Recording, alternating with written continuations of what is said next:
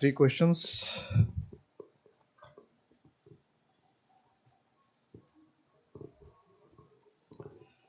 Three questions.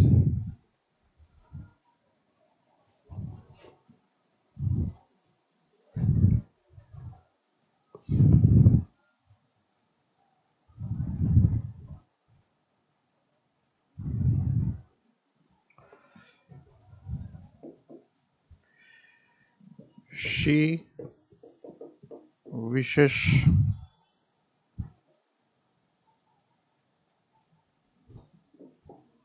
इसको अभी नहीं बनाना.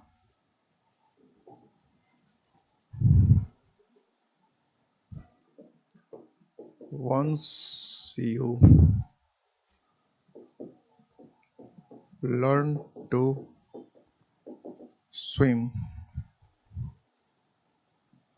once you learn to swim, you will never forget it. अगर आपको एक बार तैरना आ जाए तो आप कभी भूलोगे नहीं. और कोई गलती नहीं तो नो एरर. अगर एक बार तैरना आ जाए तो कभी भूलोगे नहीं.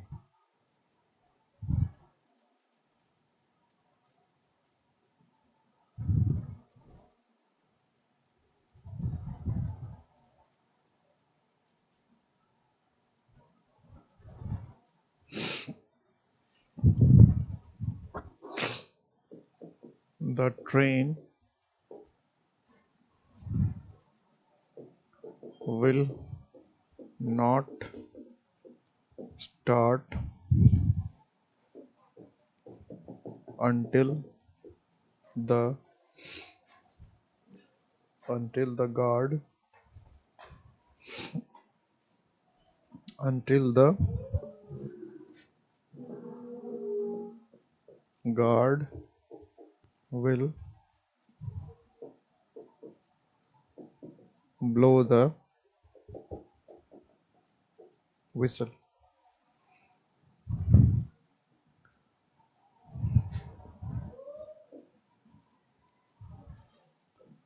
Until the guard will blow the whistle. A B C. और कोई गलती नहीं तो no error. तीसरा.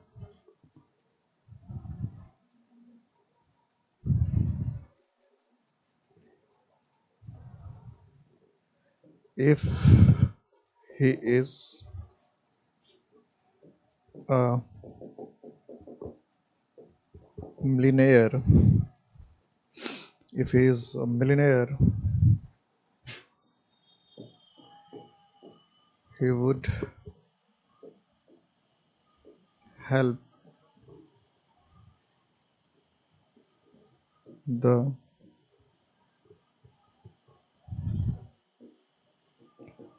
millennium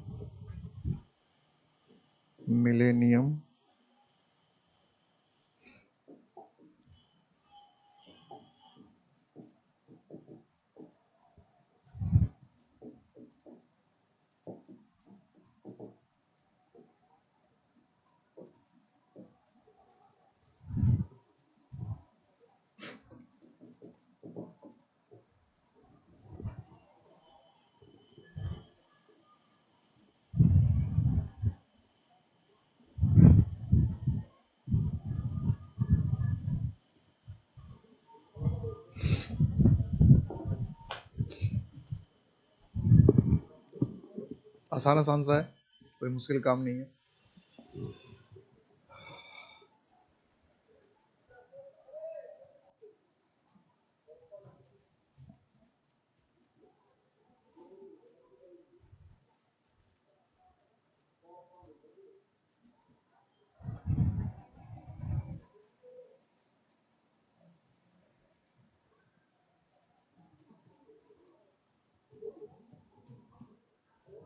once you learn to swim you will never forget it. एक बार अगर आपको तैरना आ जाए तो आप इसे कभी नहीं भूलोगे। अगर एक बार आपको तैरना आ जाए तो आप कभी नहीं भूलोगे। Once you learn to swim, एक बार अगर तैरना आ जाए, यू विल नेवर। अब यू विल की जगह क्या होता? लर्न, पास्ट में ये टी है, पास्ट इंडेफिनिट होगा। अगर आप तैरना सीख जाओ तो पास्ट इंडेफिनिट हुआ, तो विल की जगह क्या हो जाता? वुड। विल की जगह would. The train will not start until the guard will blow the whistle. Train तब तक चलेगी नहीं जब तक गार्ड, तो ये अंटिल यहाँ से शुरू हुआ है, अंटिल यहाँ शुरू है, इसका मतलब अब कंडीशनल क्लॉज आ रहा है। तो कंडीशनल क्लॉज आ रहा है तो फिर क्या होगा? विल की जगह पे क्या होना चाहिए? Blows until the guard blows the whistle. If he is a millionaire, कि वो अगर लखपति होता, करोड़पति होता, he would help the millennium project. तो जो मिलेनियम प्रोजेक्ट था उसको वो मदद करता अगर वो करोड़पति होता। तो यहाँ पर क्या होना चाहिए था? Were. If he were a millionaire. तो सीधा सीधा क्वेश्चन पूछता है, बहुत ज्यादा समस्या, बहुत ज्यादा प्रॉब्लम नहीं करता है, अगर कंडीशन क्लियर हो तो। ठीक है,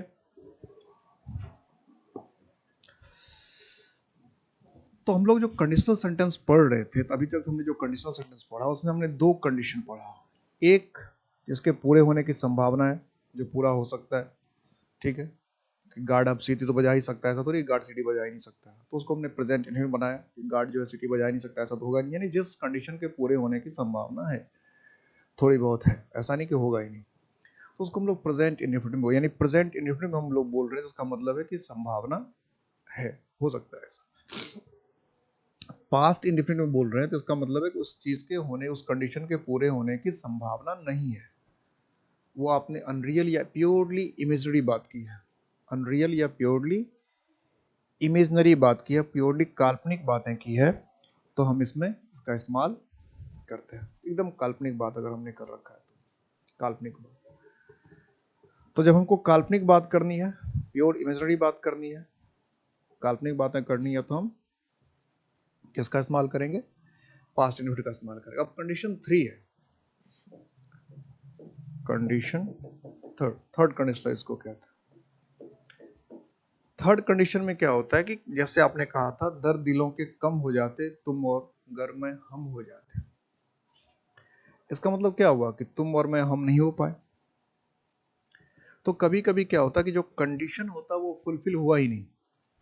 हमने कहा कि तुमने अगर ब्रेक लगा दिया होता तो दुर्घटना नहीं घटती, अगर तुमने मुझे बुला लिया होता तो मैं आ गया होता, अगर तुमने मुझे कहा होता तो मैं तुम्हारी मदद करता। तो इन सब का मतलब क्या है? उसने कहा नहीं, आपने मदद किया नहीं, उसने बुलाया नहीं, आप आए नहीं, उसने ब्रेक लगाया नहीं, दुर्घटना घट गई। तो कभी कभी ऐसे सेंटेंस होते हैं जहां पे कंडीशन फुलफिल नहीं हुआ। तो क्या है? कंडीशन नॉट फुलफिल्ड, एक कंडीशन पूरा नहीं हुआ, अनरियलाइज कंडीशन। अनरियलाइज कंडीशन का मतलब क्या हुआ? जिस कंडीशन को हम लोग हकीकत नहीं बना पाए। अनरियलाइज का मतलब है जिसको हम हकीकत नहीं बना पाए, जिसको हम सच नहीं कर पाए, उसको कहते हैं अनरियलाइज्ड। क्या कहते हैं? अनरियलाइज्ड कंडीशन का इसका मतलब वो कंडीशन जिसको हम सत्य नहीं साबित करें, जिसको हम अमली जामा नहीं पहचान के, या वो कंडीशन जिसको हम लागू नहीं कर सके। अनफुलफिल्ड कंडीशन का मतलब हुआ वो कंडीशन, वो स्थिति, वो शर्त जो पूरा नहीं हो पाया। रियलाइज का मतलब होता है, ये भी ध्यान रखना, रियलाइज का मतलब होता है मूर्त रूप देना भी होता है, अंजाम तक पहुंचाना भी होता है। उर्दू में इसको अमली जामा पहनाना भी कहते हैं। यानी वो कंडीशन जिसको आप अमली जामा नहीं पहना पाए, जिसको आप अमल में नहीं ला सके, उसको हम कहते हैं अनरियलाइज्ड कंडीशन या अनफुलफिल्ड कंडीशन। समझ में आ गई बात? कि वो कंडीशन जो अमल में नहीं आया, जो हो ही नहीं पाया, जो पूरा ही नहीं हुआ, उसको हम कहते हैं अनरियलाइज्ड कंडीशन। तो अनरियलाइज्ड कंडीशन को हमेशा बनाना चाहिए हैड प्लस V3 से। जो अनरियलाइज्ड कंडीशन उसको बनाना चाहिए हमेशा हैड प्लस V3 से। इसको पास्ट परफेक्ट भी कहते हैं, इसको पास्ट परफेक्ट भी कहते हैं। यानी जो कंडीशन पूरा होने की संभावना है उसको प्रेजेंट इंडेफिनिट से बनाइए, यही कंडीशन है, मेन इसी पर ध्यान रखना है। जो कंडीशन पूरा होने की संभावना ही नहीं है उसको पास्ट इंडेफिनिट से बनाइए, और जो कंडीशन पूरा हो ही नहीं सका, हो सकता था लेकिन हो ही नहीं पाया, उसको पास्ट परफेक्ट, यानी पास्ट परफेक्ट से अगर आप लिखेंगे इसका मतलब ये होगा कि आप ये कहना चाहते हैं कि जो बात आप जो कंडीशन पूरा होना चाहिए था वो कंडीशन पूरा हुआ ही नहीं। पास्ट इंडेफिनिट का अगर इस्तेमाल कर रहे हैं तो हम क्या कहना चाहते हैं कि कंडीशन पूरा हो ही नहीं सकता, और पास्ट परफेक्ट का इस्तेमाल कर रहे हैं इसका मतलब कंडीशन पूरा हुआ ही नहीं, जिसको होना था कंडीशन, जो कंडीशन होना था वो हुआ ही नहीं, पूरा ही नहीं हुआ कंडीशन। अब इसका रिजल्ट या आउटकम जो है, रिजल्ट या आउटकम, इसका जो परिणाम है उसको आप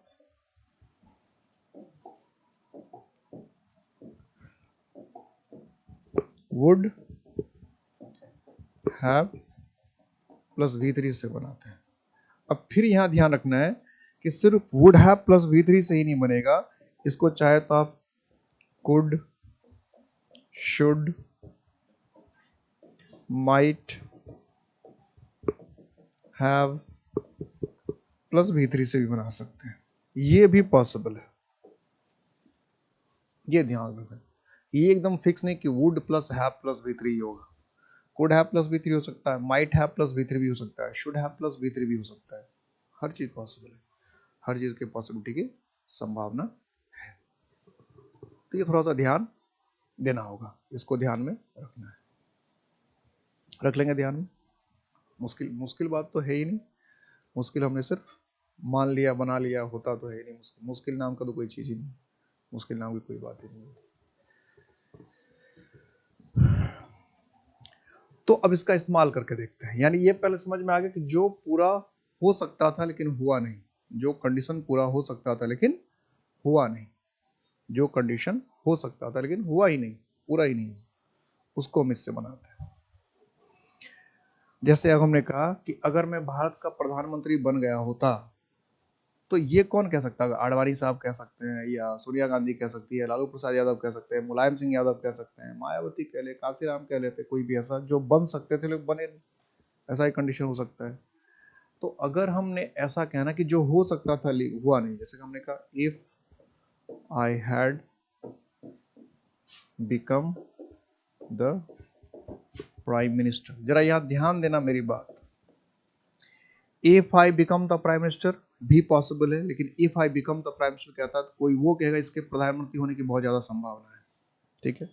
if I became the prime minister कहता है, इसका मतलब वो व्यक्ति बोल रहा है इसके प्रधानमंत्री बनने की कोई संभावना ही नहीं है, ठीक है। और if I had become the prime minister कोई बोल रहा है, इसका मतलब बन सकता था लेकिन बन नहीं पाया, ठीक है। If I become the prime minister बोल रहा है, इसका मतलब वो व्यक्ति कोई बोल रहा है जिसके बनने की पूरी संभावना, मान लो अमित शाह बोल दे ऐसा, राजनाथ सिंह ऐसा कुछ बोलने की कोशिश करे जिसके बोलने के बनने की संभावना हो सकती है प्रचुर, या उसको लगता है मैं बन जाऊं, ममता बनर्जी बोल रही है, इसको लगता है कि मैं बन सकती हूँ। हमने कहा फिर इफ आई वर, इसका मतलब मेरे बनने की कोई संभावना नहीं है। और इफ आप कहते हैं इफ आई हैड बिकम, इसका मतलब कोई ऐसा व्यक्ति बोल रहा है जो कि बन सकता था लेकिन बन नहीं पाया। तो if I had become the prime minister of India, prime minister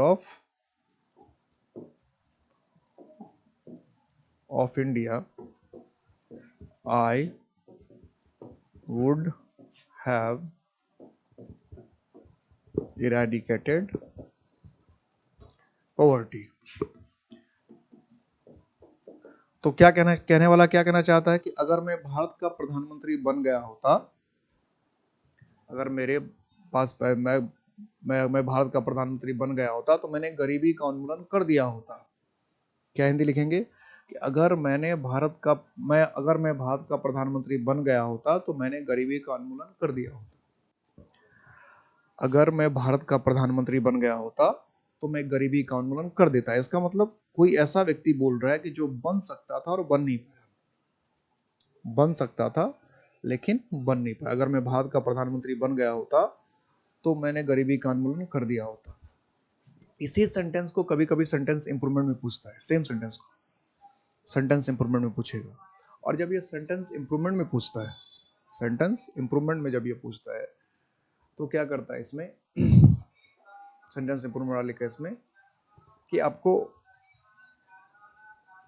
इसी का एक दूसरा तरीका होता है लिखने का, इससे ज्यादा फॉर्मल तरीका वो है, ज्यादा माना जाता है, इससे ज्यादा बेहतर माना जाता है, वो है had I become the prime minister of India I would have eradicated poverty. कि अगर मैं भारत का प्रधानमंत्री बन गया होता तो मैंने गरीबी का उन्मूलन कर दिया होता। गरीबी को तो ये जो तरीका है लिखने का, हेड से शुरू करने का, ये ज्यादा फॉर्मल और ज्यादा स्टाइलिस्टिक माना जाता है। ठीक है, जिसमें लिखा था वर आई बर्ड, तो वो थोड़ा सा स्टाइलिस्टिक फॉर्मल माना जाता है, ज्यादा फॉर्मल माना जाता है। अब इससे ये भी कभी कभी ये सेंटेंस देख के कहता है सेंटेंस इंप्रूवमेंट में पूछता है, तो आप ये करके आ जाए। ये जो हेड से शुरू करना होता है ना, ये हेड से, ये थोड़ा सा स्टाइलिस्टिक ज्यादा फॉर्मल माना जाता है। फिर इफ लगाने की जरूरत नहीं, जब हेड से शुरू कर देते हैं तो फिर हमको इफ लगाने की जरूरत नहीं है। जैसे हमने वर से शुरू कर दिया तो इफ नहीं लगा, वर आई अ बर्ड, ये नहीं लिखते if I were a bird, या तो लिखा if I were a bird फिर इफ लगाते हैं, वर बाद में आता है। अब वर को ही सेंटेंस के शुरू में ला दिया तो were I a bird had I become the prime minister of India, had he come, had they gone.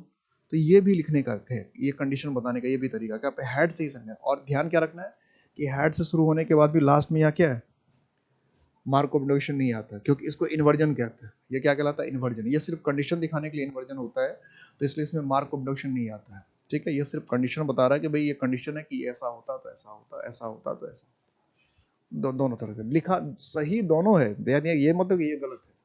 Normally आपने ऐसा ही देखा हुआ लिखा हुआ, लेकिन इससे ज्यादा स्टाइलिस्टिक ये माना जाता है। मैं सिर्फ ये बता रहा हूँ, और ग्रामर के बुक में भी ऐसा, और ऐसा एक दो बार सेंटेंस इंप्रूवमेंट में आ चुका है कि इसको दे देता है और ये रहता है ऑप्शन में। तो ये देकर अगर इंप्रूवमेंट में पूछ रहा है इसको इंप्रूव करे, तो ये अगर ऑप्शन में है तो इसको करके आए। ठीक है, अगर इंप्रूवमेंट, अगर ये ऑप्शन नहीं है तो कोई बात ही नहीं, लेकिन अगर ये ऑप्शन है और इसको इंप्रूव करना तो आप करके आ सकते हैं, आना चाहिए। ठीक है, और सारे सेंटेंस में कंडीशन के हिसाब से वॉइस वॉइस हम लोग चेंज कर सकते हैं, इसमें कोई दिक्कत नहीं होती। जैसे हमने लिखा कि अगर तुमने मुझे बुलाया होता तो मैं आ जाता, तुम लिखा if you had invited me I would have come. अगर तुमने मुझे बुला लिया तो मैं आता। ठीक है, तो इसका मतलब क्या है कि अगर इसका मतलब उसने बुलाया नहीं, मैं आया नहीं। ठीक है, हमने लिखा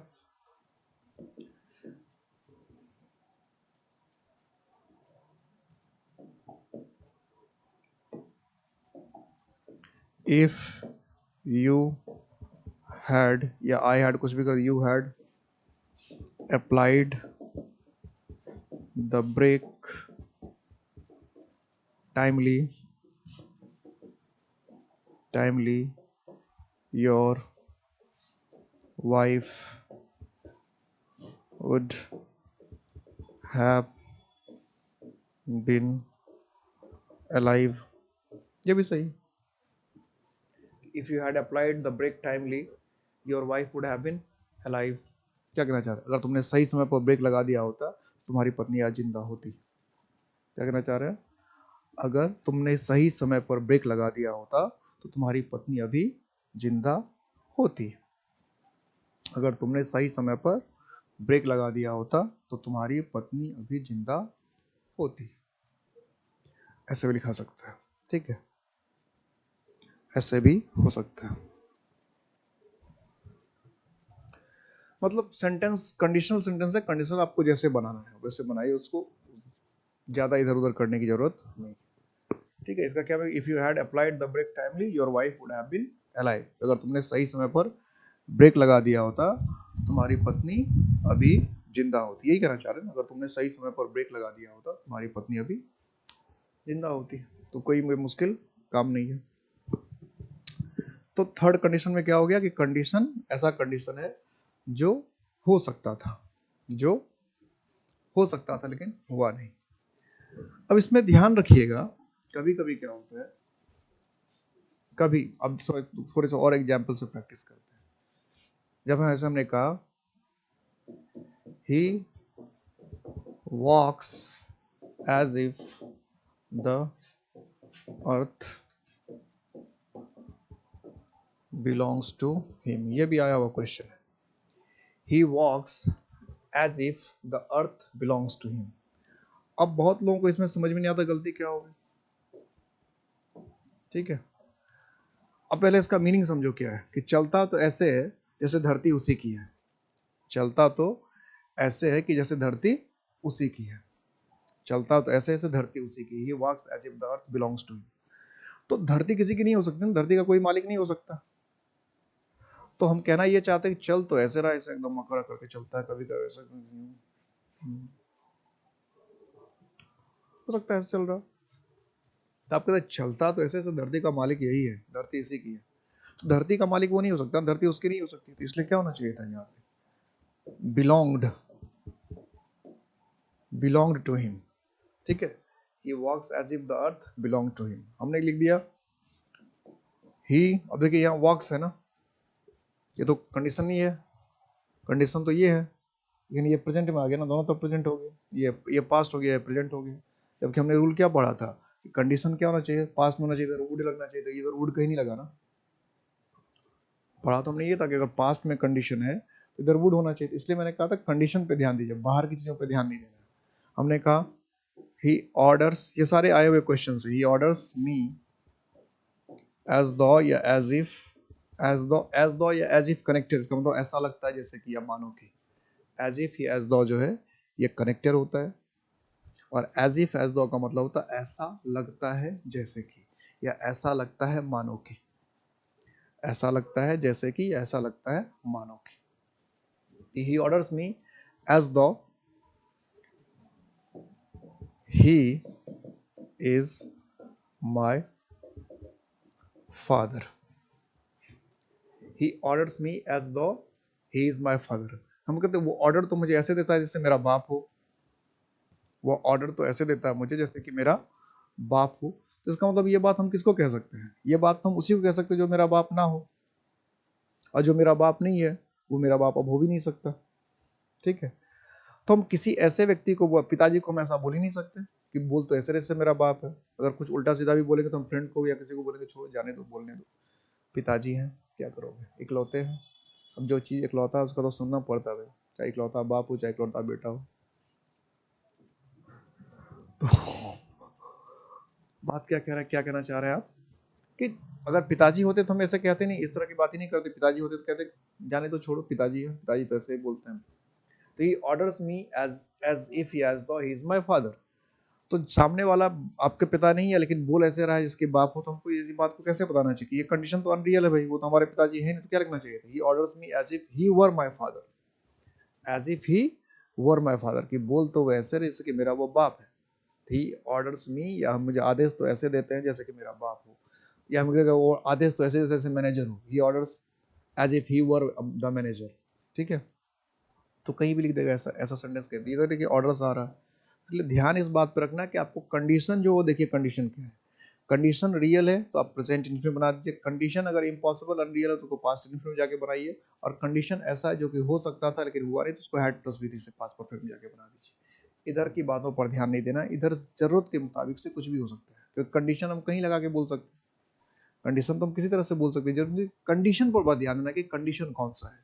बात की चीज तो हम अपनी सुविधा से बोलते हैं, दूसरा पार्ट तो हम अपनी सुविधा से बोलते हैं। लेकिन चूंकि बेसिक ग्रामर में, बचपन वाले ग्रामर में, बचपन के प्यार वाले में सब कुछ लिखा रहता है। ऐसा ही लिखा रहता है, present indefinite future, past indefinite would, past perfect ये हैड प्लस वुड। तो ये बचपन वाला जो ग्रामर था ना, उसको लेकर अब मत चलिए। बचपन की किताब में लिखा रहने दीजिए, जैसा लिखा था वो बचपन की बातें थी। अब वहां सिर्फ बच्चों को रूबरू करवाना था कि कंडीशनल सेंटेंस क्या होता, तो किसी तरह से करवा दिया। बच्चों को खुश करना होता, टॉफी देके खुश कर दिया, कभी 2 थप्पड़ लगा के खुश कर दिया, कभी गोद में लेके खुश कर दिया, वो अलग होती है। लेकिन टाइम के साथ साथ फिर बातें बदल जाती है। तो वो बचपन का प्यार था, बचपन की बातें थी, बचपन में जो किया सो किया। अब जो है इन सब चीजों को भी आपको ध्यान में रखना होगा, रखना ही पड़ेगा, बिना इसके काम चलने वाला नहीं। ध्यान रह जाएगा, ध्यान रह जाएगा। अब सेंटेंस हम लोग लिखते हैं ऐसे, ही walks as if he is a butcher।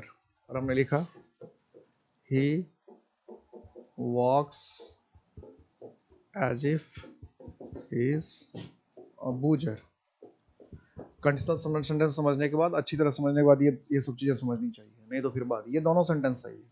अगर कंडीशनल सेंटेंस आपको पूरी तरह से समझ में आ गया तो ये दोनों सेंटेंस आएगा, दोनों में सही करके आना, नो एरर करके आना। क्यों,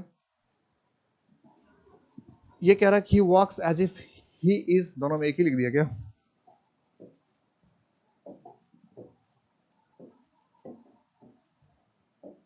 ही वर अ बूजर,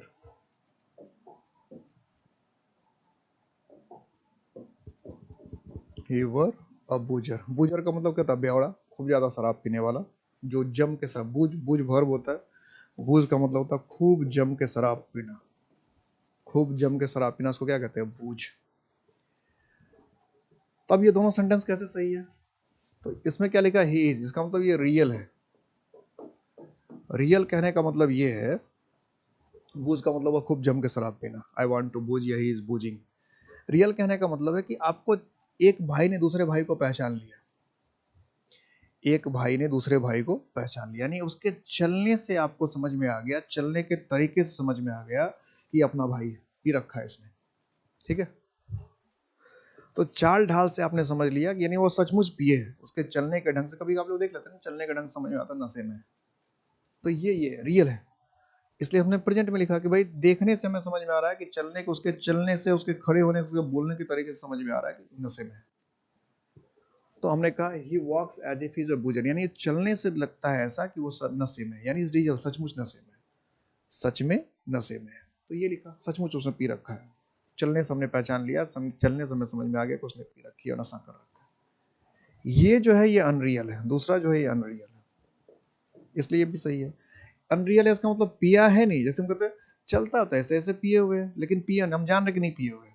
होता है ना कभी कभी लोग पिया हुआ है ना, नाटक कर रहा है, सब पिए हुए हैं, नाटक कर रहे हैं, तो तब हम कह रहे हैं कि अच्छा चलता था ऐसे ऐसे पी रखा, पिए हुए है नहीं, पिए हुए शराबी है नहीं, और चल ऐसे रहा है जैसे कि वो शराब नशे में, दूसरे को दिखाना चाह रहा है मैंने तो पी रखा है, मैंने नशा नशा किया हुआ। तो अगर नशा किया है नहीं और सिर्फ दिखाना चाहता है कि वह नशे में है या वह नशेड़ी है, तो फिर वर्ड से बताएंगे। यानी यही चीज, इसलिए मैंने आपको कहा था if I become the prime minister, if I became the prime minister, if I had become the prime minister, तीनों सही होता है, तीनों के तीन अलग अलग मीनिंग है। इसमें भी वही बात है, इफ ही इज अ बूजर इसका मीनिंग अलग है, इफ ही वर अ बूजर इसका मतलब अलग है। लेकिन एग्जाम में जब पूछता है ना, तो एग्जाम में जानबूझकर ऐसा नहीं पूछेगा, नहीं एग्जाम में ऐसा पूछता ही नहीं। एग्जाम में आपको हमेशा कैसा पूछेगा? ऐसा पूछेगा, ऐसा पूछेगा, ऐसा, जिसमें कि सही होने की संभावना नहीं रहती है। मतलब एक ही चीज होगा कि भाई उसका अर्थ ही नहीं है, अर्थ उसका नहीं है, मतलब नहीं है, वो उसका बाप नहीं है, मतलब नहीं, ऐसा एग्जाम में ऐसा पूछता है। एग्जाम में उस तरह का सेंटेंस नहीं पूछता, ये ध्यान, इतना बख्श देता है लोगों को कि एग्जाम में हमेशा ऐसा कंडीशन लाकर पूछता है जिसके पूरे होने की या तो संभावना नहीं है, या तो फिर संभावना है, या हो सकता था हुआ नहीं, एग्जाम बख्श देता है। तो मैं आपको इसलिए बता रहा हूँ कि आप प्रैक्टिकल सिर्फ एग्जाम के पॉइंट ऑफ व्यू से हम लोग नहीं पढ़ाई करते, हमें प्रैक्टिकल लाइफ भी देखना पड़ेगा। कल को पेपर पढ़ेंगे, मैगजीन पढ़ेंगे, उसमें इस तरह के सेंटेंस आएंगे तो ये कैसे हो गया, तो सेंटेंस सारे सारे सेंटेंस को आप गलत बनाने लग जाएंगे, बोलेंगे तो सारे कंडीशनल सेंटेंस के हिसाब से सेंटेंस गलत है, तो वहाँ गलत नहीं करना है। एग्जाम का पूछने का अपना अलग पैटर्न है, वो अपने अलग पैटर्न पे चलता है, और लाइफ अपना अलग है। तो हम हर चीज़ को चूंकि एग्जाम के पॉइंट ऑफ व्यू से देखते हैं, इसलिए भी दिक्कत होती है। आपको कुछ चीज़ों को सिर्फ इंग्लिश के पॉइंट ऑफ व्यू से देखना है, और कुछ चीज़ों को एग्जाम के पॉइंट ऑफ व्यू से देखना है। तो इसमें दोनों बातें हमने देख ली है, दोनों बातें होती है। अब एक चीज और पढ़ने जा रहे हैं जो एग्जाम के पॉइंट ऑफ व्यू से नहीं है इंपॉर्टेंट, लेकिन एग्जाम पर इस पर ध्यान भी नहीं देना है, लेकिन ये डे टू डे लाइफ में आएगा। इसको हम लोग कहते हैं मिक्स्ड कंडीशनल। अब मिक्स कंडीशनल का क्या मतलब है, जरा उसे समझो। मिक्स कंडीशनल का मतलब है आप टाइप 2 और टाइप 3 को मिक्स कर दिया, टाइप 1 और टाइप को मिक्स कर दिया, तो ये पॉसिबल है। हमें अभी तक बेसिकली हमने ये सीखा है कि प्रेजेंट इंडेफिनिट में हो, फ्यूचर इंडेफिनिट में हो, पास्ट इंडेफिनिट में हो, वुड प्लस बी वन हो, पास्ट परफेक्ट हो, would have plus V three हो। ये बेसिकली हमने सीखा। लेकिन कभी कभी ऐसा नहीं भी होता है। कैसे नहीं होता जरा उसे समझ। जैसे हमने कहा if I had money I would have spent it on you. ऐसे भी कभी कभी होता है कि अगर मेरे पास पैसे होते तो मैंने तुम पे खर्च कर दिया होता। देखिए ये कहने का एक है कि मेरे पास पैसा होता तो मैं तुम पे खर्च करता। बात समझिए कि मीनिंग कहाँ जा रहा है। If I had money I would have spent it on you. तो आप ये कहना चाह रहे हैं कि अगर मेरे पास पैसे होते तो मैं तुम पे खर्च कर चुका होता। ये भी तो कहना चाह सकते। एक होता है कि मेरे पास पैसे होते तो मैं तुम पे खर्च करता। तो नॉर्मली ये बनता है कि if I had money I would, ये भी सही है, इसमें कोई खराबी नहीं, spent it on you, इसमें भी कोई खराब नहीं, बिल्कुल सही है। लेकिन इसका मतलब क्या है, इसका थोड़ा सा मीनिंग बदल गया। इसका मतलब अगर मेरे पास पैसे होते तो मैं तुम पे खर्च करता। सिर्फ कल्पना कर रहे हैं कि मेरे पास पैसे होते तो मैं तुम पे खर्च करता, ये करते। पैसे हो तो तुम पे खर्च करूं, अगर मेरे पास पैसे हो तो मैं तुम पे खर्च करूं। If I had money I, ये हुआ इसका मीनिंग। और इसका मीनिंग क्या है, if I had money I would have spent it on you, ये भी चल सकता है। बोल स्पोकन में तो खूब चलता है, ऐसे लोग खूब बोलते हैं। लेकिन इसका थोड़ा सा मीनिंग चेंज हो रहा है, क्या कि हम तो ऐसे भी बोल सकते हैं कि अगर मेरे पास पैसे होते तो मैंने तुम पे खर्च कर दिया होता। अगर मेरे पास पैसे होते तो मैं तुम पे खर्च कर चुका होता, तुम पे लुटा चुका होता। एक हुआ कि मेरे पास पैसे होते तो मैं तुम पे लुटाता या पैसे मैं तुम्हें देता, और एक कि मेरे पास पैसे होते मैं तुम्हें दे चुका होता। ठीक, दे चुका होता। तो इसी तरह के सेंटेंस सेंस के हिसाब से कभी कभी इसकी जरूरत पड़ती है, कभी कभी इसकी जरूरत पड़ती है, लेकिन एग्जाम में आप इस हिसाब से नहीं चलेंगे। एग्जाम में आपको ऐसे चलना, लेकिन लाइफ में इस तरह की जरूरत पड़ती है। यानी एग्जाम और लाइफ जो है थोड़ा सा डिफरेंट है। ठीक है, ध्यान रखना पड़ेगा, क्योंकि फिर अगर इस हिसाब से चलने लगेंगे तो फिर एग्जाम में तो कोई सेंटेंस गलत कर ही नहीं पाएंगे, क्योंकि फिर आप बोलेगा सब मिक्स सेंटेंस का ही केस है। तो एग्जाम में मिक्स कंडीशनल को अवॉइड कीजिएगा, ये कहना है। एग्जाम में मिक्स कंडीशनल को अवॉइड करना है, तब बच पाएंगे। नहीं तो सारा सेंटेंस लगेगा मिक्स ही है, सारा लगने लगेगा मिक्स ही है, मिक्स ही है, फिर तो कभी इंप्रूवमेंट ही नहीं कर पाएंगे, कभी एरर ही नहीं हो पाएंगे। तो एग्जाम में मिक्स कंडीशनल को अवॉइड करना है, लेकिन ये समझना है कि लाइफ में मिक्स कंडीशनल्स आता है। अगर एग्जाम में मिक्स कंडीशनल को हम लोग फॉलो करने लगेंगे फिर सारे सेंटेंस हमें सही लगेगा, कोई किसी सेंटेंस में गलती नजर ही नहीं आएगी, किसी सेंटेंस में इंप्रूवमेंट करने की हमें आवश्यकता है महसूस नहीं होगी। इसलिए एग्जाम में मिक्स कंडीशनल को अवॉइड किया जाता है, एग्जाम में मिक्स कंडीशनल को अवॉइड किया जाता है। क्लियर है? तो ये थी पूरी कहानी, ये थी पूरी कहानी कंडीशनल सेंटेंस की। सीधा सीधा क्वेश्चन बनता है, इसलिए ज्यादा इसमें प्रॉब्लम नहीं है। कुछ दो चार क्वेश्चन में बना देता हूँ, क्योंकि टाइम है इसमें ज्यादा अभी बचा हुआ, तो कुछ कंडीशन हम लोग क्वेश्चन बना देते हैं। दो चार क्वेश्चन तो बना ही लेते हैं, प्रैक्टिस कर ही लेते हैं।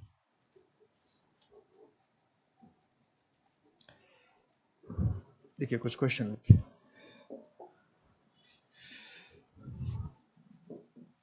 लास्ट नाइट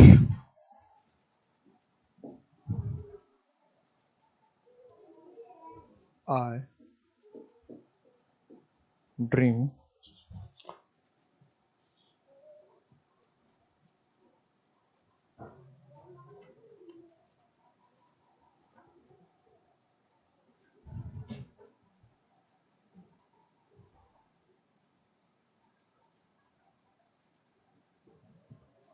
ये तो इसमें ठीक बैठ नहीं रहा। I dream last night I dream I was a sick I was a sick on the 169th floor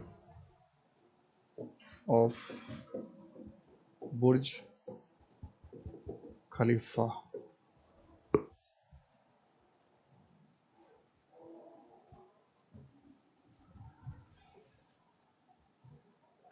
B और C। Last night I dream I was a sick of the one। अब इसमें देखिए जानबूझ के धोखा दिया है, यहाँ गलती इस पार्ट में। अब आपने क्या सोचा, वॉज को ओवर कर दिया होगा, लेकिन यहाँ गलती इसमें है। ड्रीम की जगह क्या होगा, ड्रीम्ड। लास्ट नाइट है ना, तो लास्ट नाइट तो ड्रीम थोड़ा, लास्ट नाइट का ड्रीम कैसे लिखेंगे।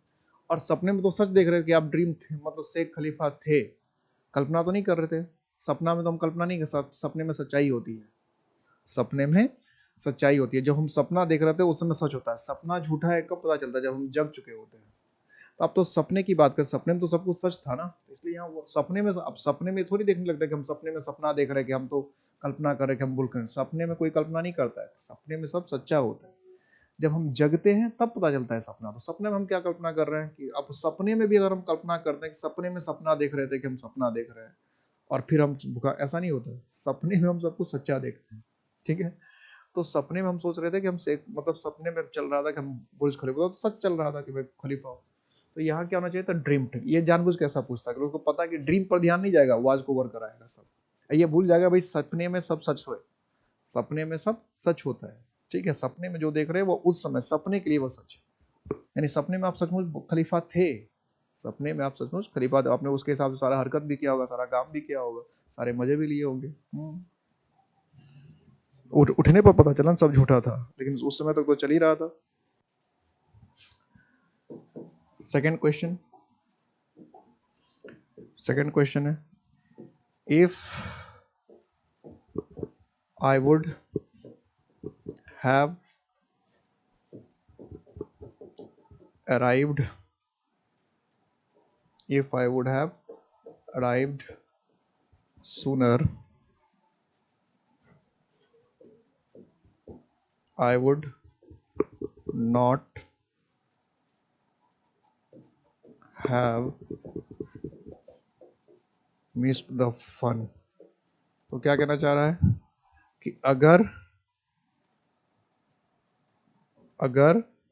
मैं पहले आ गया होता तो मैं भी मजे लेता, मैं मजे से चूकता नहीं और कोई गलती, नो एरर। ये तो क्या, if I would have arrived sooner, अगर मैं पहले आ गया होता तो I would not have miss the fun, तो मैं मजे को, फन का मतलब क्या, आनंद, या मजे को चूकता नहीं, मैं भी मजे लेता, मजे से कहने के, अगर मैं समय पाया तो मजे से मैं चूकता नहीं, मेरा मजा छूट ना जाता, मैंने भी, अगर मैं समय पर आया तो मैंने भी मजे लिए होते, ऐसा ही कहना चाह रहे हैं कि अगर मैं समय पर पहुंच गया होता तो मुझे भी मजा आया होता, मैंने भी मजे लिए होते, ये कहना चाहते हैं। If I would have arrived sooner I would not have miss the fun, कि अगर मैं सही समय पर आ जाता या पहले आ जाता तो मैं मजे से नहीं चूकता, या मजा मुझे भी आया। तो क्या करें, तो कंडीशन ये है, इफ यहाँ लगा हुआ है तो कंडीशन इधर है, तो कंडीशन अगर इधर है और ये, इसका मतलब क्या, वो समय पर नहीं आ पाया, यानी कंडीशन अनरियलाइज कंडीशन है कि वो नहीं आ पाया पहले, इसका मतलब देर से आया था इसलिए मजा भी वो चूक गया, तो कंडीशन फुलफिल्ड नहीं है, अनरियलाइज कंडीशन, ऐसा कंडीशन है जो अमल नहीं हो सका। तो वुड हैव की जगह पर क्या होता है, if I had arrived sooner, if I had arrived sooner, कि अगर मैं पहले आ गया होता, if I had arrived sooner.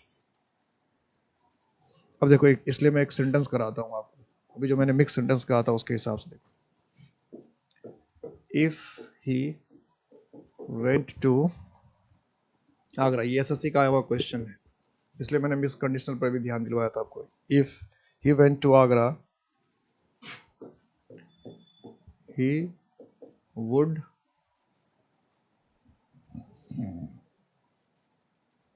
he would have seen, he would have seen the Taj Mahal,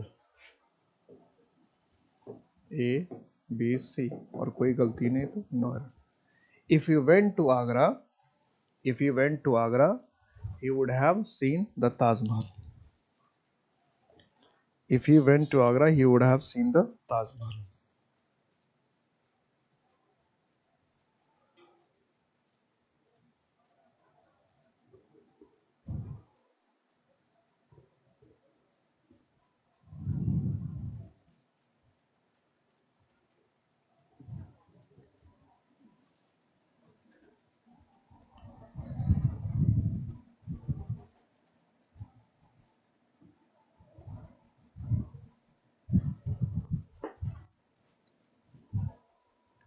फिर वही बात क्या कह रहा है, if he went to Agra he would have seen the Taj Mahal. ये स्पोकन इंग्लिश में ये सेंटेंस सही हो सकता है, स्पोकन इंग्लिश में ये सेंटेंस सही हो सकता है कि अगर हम ये कहना चाहते हैं कि अगर वो आगरा गया होता तो उसने ताजमहल देखा होता, ठीक है। लेकिन इस तरह के कहने की बात हम लोग ऐसे करते हैं, इसका मतलब ये हम नहीं कहते वो आगरा जा ही नहीं पाया, हम तो ऐसे भी कहते अगर आगरा गया होता तो ताजमहल देखा होता। तो if he went to Agra, अब इसको अगर ऐसे बोलते कि if he had gone to Agra he would have seen the Taj Mahal, ऐसे भी हो सकता था, या आपको हमको क्या करें, ही हैड गॉन कर देते, ये सही हो जाएगा। अब मिक्स कंडीशंस में ऐसा बोला जा सकता है कि अगर वो आगरा गया होता तो उसने ताजमहल को देखा होता, ऐसा स्पोकन में चल सकता है। लेकिन जब ग्रामर के पॉइंट ऑफ व्यू से हम लोग चलते हैं तो हम देखते हैं कि यहाँ पास्ट इंडेफिनिट है, तो यहाँ वुड प्लस V1 ही होना चाहिए। ये जो हैव सीन लिखा ये क्या है, गलत हो गया, और वुड हैव सी की जगह क्या, वुड सी, हैव सीन क्या मतलब अगर इधर V2 है पास्ट इंडेफिनिट है तो उधर किससे बनाना था, वुड प्लस V1 से। ये आई वेंट क्या हुआ, पास्ट इंडेफिनिट होगा। If you went past indefinite तो पास्ट इंडेफिनिट तो आप वुड बना सकते थे, कुड बना सकते थे कि ही कुड सीधा ताजमहल देख पाता, देख सकता। तो एग्जाम में यही करके आना है, यानी कि मिक्स कंडीशनल का रूल लगा दिया और कहे तो भाई सेंटेंस सही है, सर ने कहा था मिक्स कंडीशनल का सेंटेंस एग्जाम में मत लगाइए। ठीक है, मिक्स कंडीशनल का कम से कम एरर में तो बिल्कुल नहीं लगाना है, एरर में तो बिल्कुल नहीं लगाना है, नहीं तो फिर कोई एरर ढूंढ ही नहीं पाएंगे हम लोग। तो एग्जाम में मिक्स इसलिए इसलिए देखिएगा मैक्सिमम बुक जो है मिक्स कंडीशनल लिखता ही नहीं है। मैक्सिमम बुक जो है, आप जो नॉर्मल जो बुक पढ़ते हैं उसमें मिक्स कंडीशनल के सेंटेंस का ही नहीं चर्चा करता है। लेकिन आपके लिए सेंटेंस का चर्चा मुझे मेरे लिए करना जरूरी था, मैंने बता के चर्चा किया कि मिक्स कंडीशनल का आप एग्जाम में यूज मत कीजिएगा, मैं ऐसा थोड़ी कर इसको यूज कर लीजिएगा, एग्जाम में इसको यूज नहीं करना है। लेकिन पता है कि डे टू डे लाइफ में ऐसा सेंटेंस आएगा, पेपर मैगजीन पढ़ेंगे तो उसमें ऐसा सेंटेंस होगा, मिक्स सेंटेंस होगा, ये अलाउड है, ये बोला जा सकता है। लेकिन एक बार एग्जाम में चलेंगे तो इससे एरर ही नहीं बनेगा, तो एग्जाम वालों का तो बट्टा ही गुम हो जाएगा, वो तो पूछने वाला कंडीशन ही खत्म हो जाएगा, फिर तो सब में नो एरर करके आएगा। इसलिए एग्जाम का थोड़ा सा पैटर्न अलग रहता है, एग्जाम में आपको मिक्स कंडीशनल के हिसाब से चर्चा ही नहीं करना है। ठीक है, एग्जाम पर मिक्स कंडीशनल में ध्यान नहीं देना, एग्जाम में नॉर्मल चलना है कि भाई real condition present indefinite, unreal condition past indefinite, unfulfil condition had plus V3 would have plus V3 could have plus V3 might have plus V3। ठीक है, ये कंडीशनल सेंटेंस की कहानी है, इसको ठंडे दिमाग से दिमाग में रखना है, ज्यादा मुश्किल चीज नहीं है, ठंडे दिमाग से रखिएगा, मुश्किल चीज तो कुछ होता ही नहीं है। अपना अपना ख्याल रखिएगा, मिलते हैं नेक्स्ट क्लास में।